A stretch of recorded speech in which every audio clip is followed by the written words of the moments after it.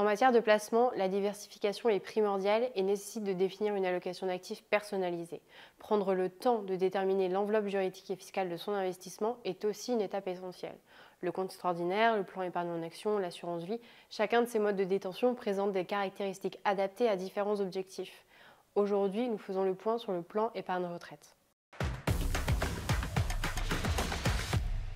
Initialement créé pour bénéficier d'un complément de revenu à la retraite, le PER s'impose aujourd'hui comme un outil patrimonial complet permettant de se constituer et de transmettre un capital avec une fiscalité avantageuse.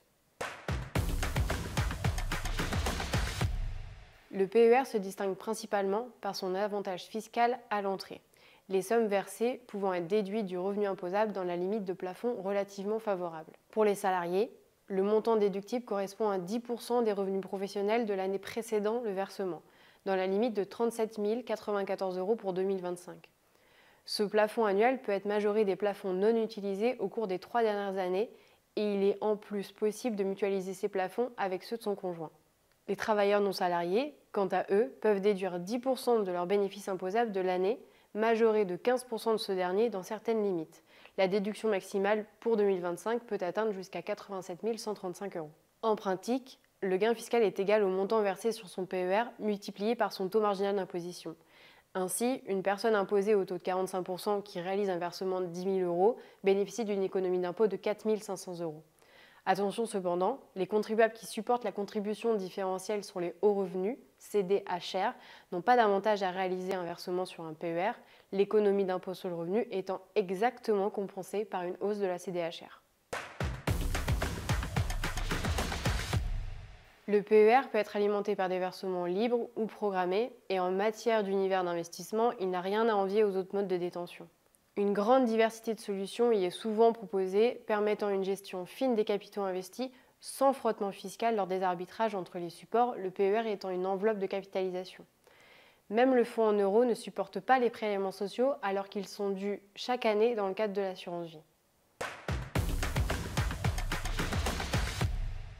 En contrepartie de ces avantages fiscaux, le PER ne peut pas faire l'objet d'un retrait avant l'âge légal de départ à la retraite. La sortie prend alors la forme d'un versement en rente viagère et ou en capital. Dans ce dernier cas, le rachat est imposé au barème de l'impôt sur le revenu à hauteur du montant historiquement déduit et la plus-value est soumise au prélèvement forfaitaire unique au taux de 30%. La fiscalité à la sortie relativise un peu l'avantage du PER, mais l'épargnant devrait malgré tout être largement gagnant à terme. Tout d'abord, car la tranche marginale d'imposition est souvent plus élevée pendant la vie active qu'à la retraite, ce qui permet une imposition des primes à la sortie moins lourde que celle évitée à l'entrée. Par ailleurs, même en supposant que l'avantage fiscal soit repris à la sortie, il ne devrait l'être que partiellement en valeur réelle. En effet, c'est le montant historiquement déductible et déduit qui est soumis à l'impôt sur le revenu lors d'un retrait en capital. Et ce montant n'est pas indexé de l'inflation, contrairement aux tranches du barème de l'impôt sur le revenu. Le gain permis par le placement de l'avantage fiscal représente en outre lui aussi un bénéfice conséquent. Enfin, lorsqu'on n'a pas besoin de revenus complémentaires à la retraite, conserver son PER pour transmettre un capital à ses proches est particulièrement intéressant. Lorsque son patrimoine permet de générer des revenus suffisants sans avoir à débloquer son PER au moment de la retraite, ce dernier peut devenir un outil de transmission très avantageux. En cas de décès avant 70 ans, le PER Assurance bénéficie de la même fiscalité favorable que celle de l'assurance vie.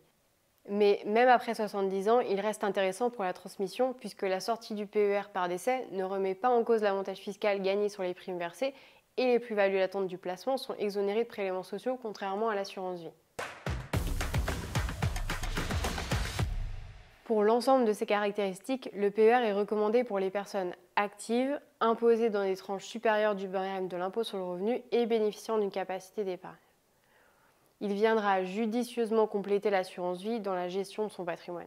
S'agissant d'un placement de long terme avec des enjeux conséquents sur la durée, bien choisir son PER en fonction des solutions de gestion qui y sont proposées est capital.